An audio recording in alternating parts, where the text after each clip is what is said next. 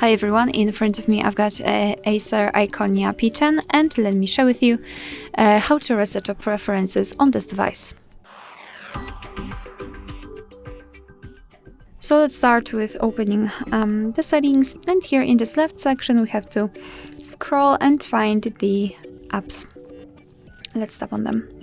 Here we have to tap on see all 39 apps, of course 39 in my case, and tap on the 3 dots icon in the right upper corner. Now let's tap on reset preferences, and here your device is informing you what it will actually reset, so among others disabled app notifications and any permission restrictions. What's more, no worries, you won't lose any app data, so simply tap on reset apps and basically this is it. So that will be all. Thank you so much for watching. I hope that this video was helpful. Please leave a like, a comment and subscribe.